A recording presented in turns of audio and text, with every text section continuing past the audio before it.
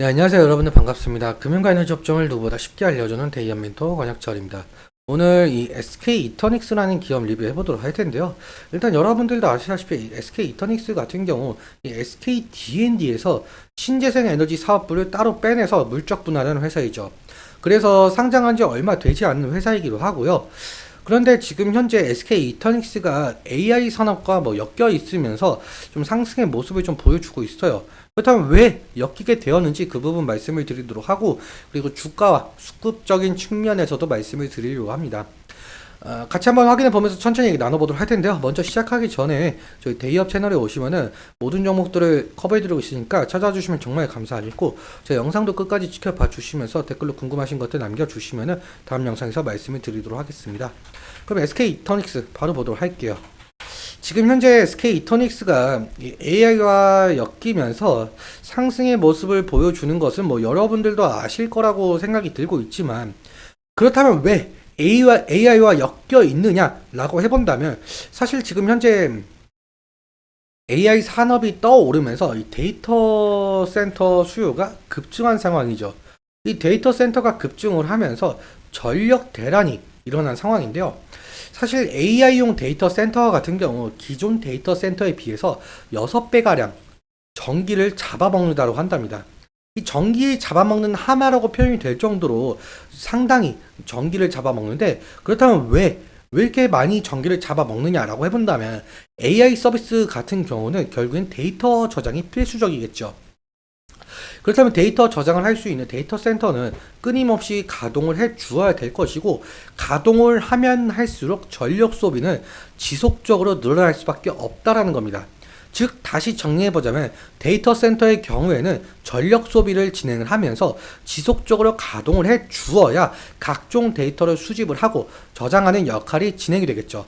그래야 AI 서비스를 지속을 할 수가 있겠는데, 그래서 지금 현재 이 전 세계적으로 전력망 확충의 비상인 거죠.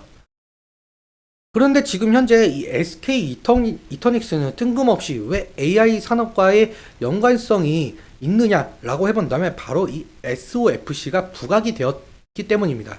이 SOFC 같은 경우 고체 산화물 연료 전지를 말하고 있는데요.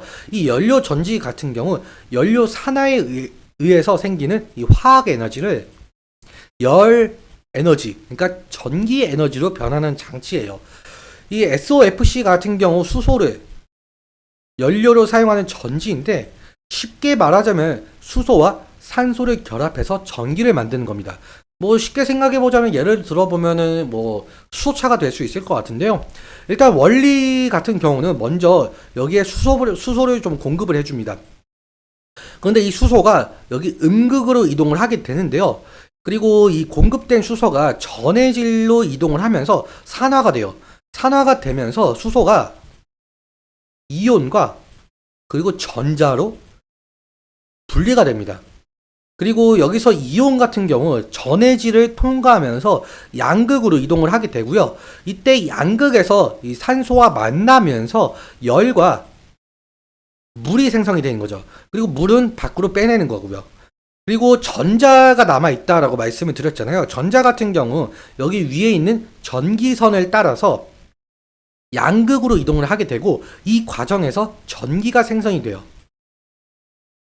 이러한 원리를 가지고 있다라고 보시면 될 것 같고요. 그런데 갑자기 이러한 SOFC가 각광을 받는 이유는 따로 있어요. 세계에서 가장 큰 투자 은행인 모건 스탠리의 청정 기술 연구 책임자인 이 스티븐 버드 씨가 말씀을 주신 게 있어요.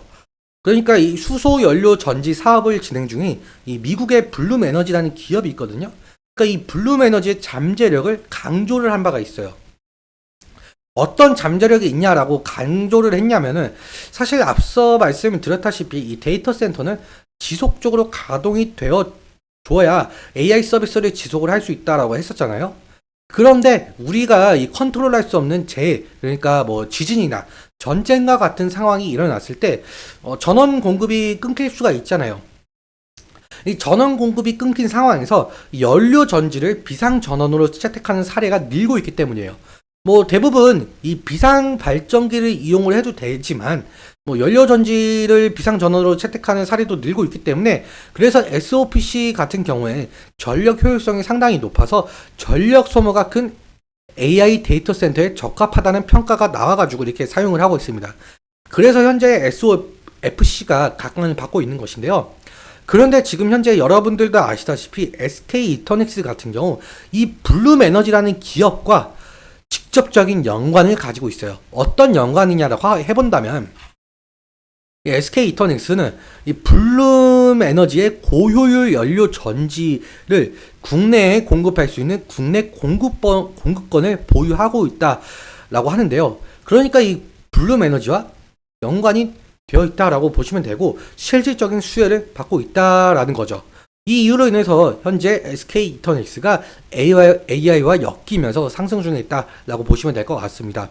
그러면 차트와 수급적인 측면 함께 보도록 할게요. SK 이터닉스 차트를 보시면은 사실상 SK D&D에서 분할되어서 상장한 지 얼마 되지 않은 회사이기 때문에 이평선이라든지 그렇게 정확하게 그려지지 않는 상황이죠. 일단 먼저 투자대별 매매 동향, 그러니까 수급적인 측면 함께 보자면요. 지금 SK 이터닉스 같은 경우 개인이 230만 주 정도 매수 중에 있고 외국인 같은 경우 6만 7천 주 매수, 기관 같은 경우 240만 주 정도 매도 중에 있죠.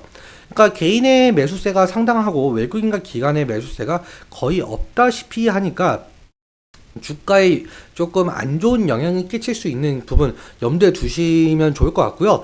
그런데 사실상 기관이라고 한다면 여러 가지 있을 수 있을 것 같아요. 뭐 금융투자라든지 보험, 투신, 뭐 연기금, 사모펀드 이렇게 있는데요. 지금 금융투자와 보험, 투신은 한 달 사이에 매수를 하고 있는 것으로 보이고 있죠. 연기금도 매수를 하고 있는데 그런데 반대로 사모펀드 같은 경우 250만 주 정도 매도를 하고 있어요. 이 부분 같은 경우는 아마 인적 분할하는 상황에서 사모펀드가 투자를 했기 때문에 거기서 차익 실현 목적으로 지금 매도 중에 있는 것으로 보이고 있고요. 그래서 사실상 기관이 한 달 사이에 매도를 하고 있다라고 보시면 될 것 같습니다. 아무튼 이 외국인과 기관의 매수세가 좀 적다 보니까 이 외국인과 기관이 매수세가 들어오는지 그 부분 좀 중점적으로 살펴봐야 될 것 같고요. 차트로 한번 돌아와 보자면 지금 지지라인 같은 경우 이 부분을 좀 볼 수가 있을 것 같습니다. 지금 한 이틀 전에도 마찬가지고 그리고 5월 22일 저번 주 수요일도 마찬가지고 이 부분에서 좀 지지가 일어난 것을 볼 수가 있죠. 그래서 지지라인은 이 부분을 좀 볼 수가 있을 것 같은데 근데 사실상 지금 신고가 부근에 해당하기도 해요. 뭐 상장한 지 얼마 되지는 않았지만 신고가이기는 하다 보니까 이 매수의 심리보다 매도의 심리가 더 강할 가능성이 있기 때문에 차익 실현 매물이나 원금 보증 매물이 나올 가능성 이 부분 염두에 두시면 좋을 것 같습니다. 오늘은 여기까지 말씀을 드리면서 오늘 내용 여러분들께 도움이 되셨다면 구독과 좋아요 부탁드리고 그리고 오늘 말씀드린 내용과 차트적인 부분에 대해서는 제 개인적인 견해가 많이 껴있다 보니까 여러분들의 주관적인 견해와 함께 투자를 하여 현명한 선택하셨으면 좋겠습니다. 오늘도 시간 주셔서 감사하고 지금까지 멘토 권혁철이었습니다. 감사합니다.